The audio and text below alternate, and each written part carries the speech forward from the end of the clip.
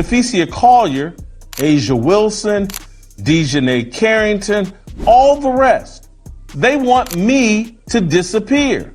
They want you to disappear. And they know the way to get us to disappear is by disappearing Caitlin Clark. The agenda to destroy Caitlin Clark is real, and the WNBA is pushing back harder than ever. This rookie superstar is shaking up the league, but some veterans don't want to see her rise. They're testing her limits, trying to break her spirit, and challenging everything she stands for. Why is Caitlin Clark facing so much resistance? Today, we're diving deep into the controversy, the clashes, and what this means for the future of the WNBA. Caitlin Clark, for the next 2 weeks, won't be playing in the WNBA. And most of us won't be watching the WNBA. Without Caitlin Clark, are going to disappear from the WNBA and just wait for Caitlin Clark to come back. Ever since Caitlin Clark stepped foot into the WNBA, she's done more than just break records. She's shattered comfort zones, and now, the pushback is louder than ever.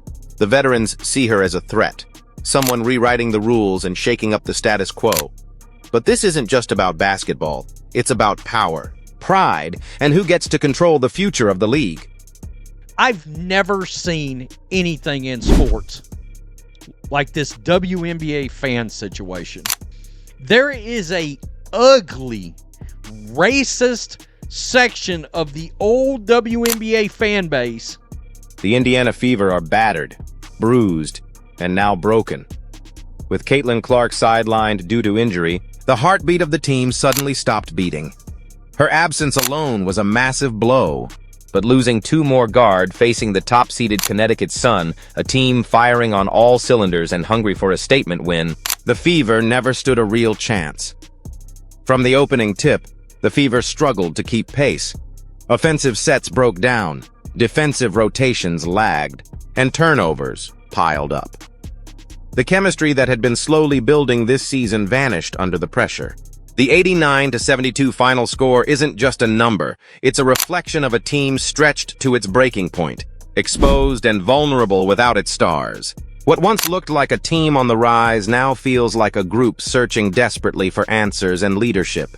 Without Caitlin Clark's electrifying playmaking, Wallace's sharp shooting, and Fag Benley's defensive grit, the Fever's identity is lost. The path forward is unclear, and the urgency to regroup and rebuild couldn't be greater if they want to salvage their season and keep playoff dreams alive. And the WNBA and Indiana Fever, Chicago Sky, y'all, you guys all wanted to launch this investigation, and it seems to me like you're looking in all the wrong spots. This isn't simply about players getting hurt or a team struggling on the scoreboard. It runs far deeper, into the heart of power, identity, and culture within the WNBA. For years, the league's veteran players, many of them black women who paved the way through decades of struggle, sacrifice, and resilience, have guarded their space fiercely. They've fought not only for wins, but for respect, recognition, and the culture that defines women's professional basketball. Caitlin Clark, with her explosive style, fearless confidence, and rapid rise to superstardom, represents something new and different. She challenges the established order and the unwritten rules that have long shaped the league's dynamics. To many veterans, this isn't just about competition. It's a perceived threat to their legacy, their influence, and the culture they helped build. It's a clash of old versus new, tradition versus change. The resistance Caitlin faces is wrapped in layers of complex emotions: fear of being overshadowed, discomfort with changing narratives, and anxiety over who controls the story of the WNBA moving forward. This struggle reflects a broader cultural battle over what the league stands for, who belongs, and how power is wielded. It's a moment of reckoning, not just for Caitlin Clark, but for the entire league as it evolves into a new era. Let's say the quiet part out loud. Many of the black queens of the WNBA feel like Caitlin Clark is being handed the spotlight, that her success isn't earned on the court, but engineered behind the scenes. Because she doesn't fit the traditional mold. Because she brings a whole new audience, Fans like you and me who aren't always part of the usual crowd. They see her as a threat. It's not just about basketball anymore, it's about gatekeeping, about who gets to shine. You know, there's so many things when you think about Caitlin and her not wanting to miss games. Obviously, she's a competitor, wants to play. Obviously, everyone wants to watch her play. You know, but for me, it's maintaining perspective, right? It's making sure that we address this in a way that doesn't affect long term. That we take care of it. Don't over push. Don't overexert. Making sure that we take the long game approach to this, so that we're not having lingering issues throughout the course of the season. And I'm glad that, you know, sometimes great players don't tell you when they're hurting. I'm glad that she did, because we need to nip this in the bud. And who gets to decide what success looks like in this league? And that tension? It's loud, it's real, and it's shaping the fight for the future of women's basketball. So what's the strategy against Caitlin Clark? It's ruthless, calculated, and unrelenting, designed to smother her every time she touches the ball, isolate her from her teammates, and wear down her spirit until she's no longer the unstoppable force that has taken the league by storm. Behind the scenes, off the court, and right there under the bright arena lights, there are voices. From opposing players, coaches, commentators, and even some fans who believe that if they apply enough pressure, they can break her down. They deploy constant double teams, sending 2 defenders after her at once, making it nearly impossible to find space or breathe. They cut off passing lanes to her teammates, trying to force her into isolation where mistakes are more likely. But it doesn't stop on the court. The scrutiny follows her everywhere. Every shot she takes is second-guessed, every decision picked apart.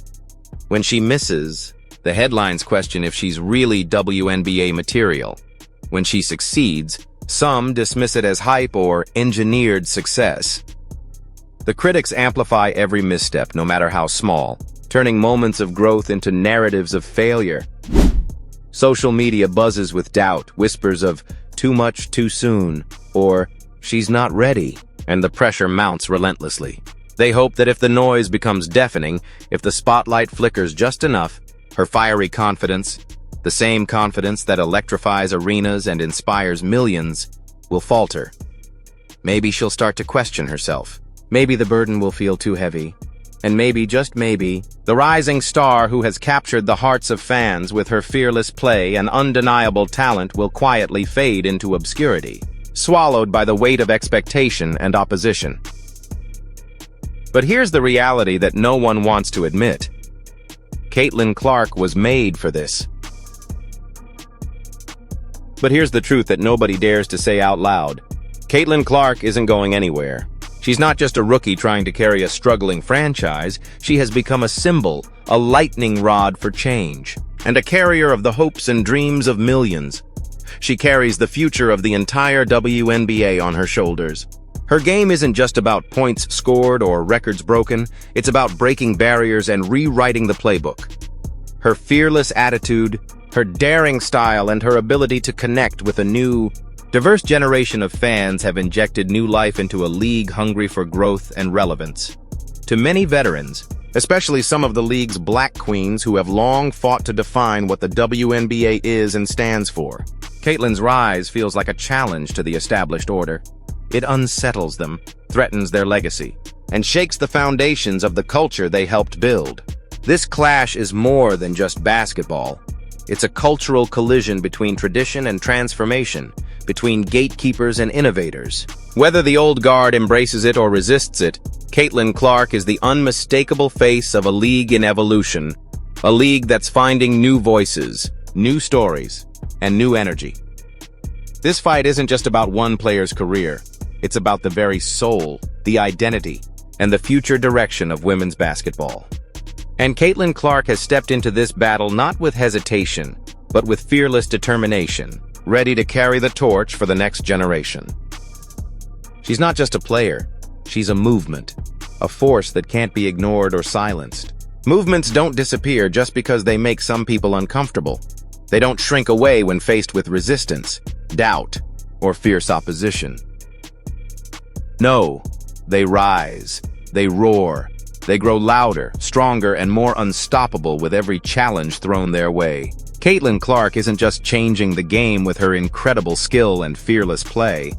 She's changing the culture, shaking up old traditions, breaking down barriers and opening doors for the next generation of athletes and fans. She's inspiring millions who see themselves in her, those who've been overlooked, underestimated, or told they don't belong. This isn't just about basketball. It's about rewriting the story of who gets to lead, who gets to shine, and who gets to define the future of the sport. And whether the critics like it or not, this movement is here to stay, growing stronger by the day, fueled by passion, resilience, and an unshakable belief in progress. Because true change doesn't fade away quietly. It demands attention, it disrupts the status quo, and it changes the world forever. The target on her back? It's real. The agenda to hold her down is louder than ever. But here's the truth you need to remember. No matter how many hits she takes, no matter how hard they try to break her, Caitlin Clark was built for this. She's tough, she's relentless, and she's ready to rise again and again. Because this isn't just her fight, it's a fight for every fan, every player, and the future of the WNBA.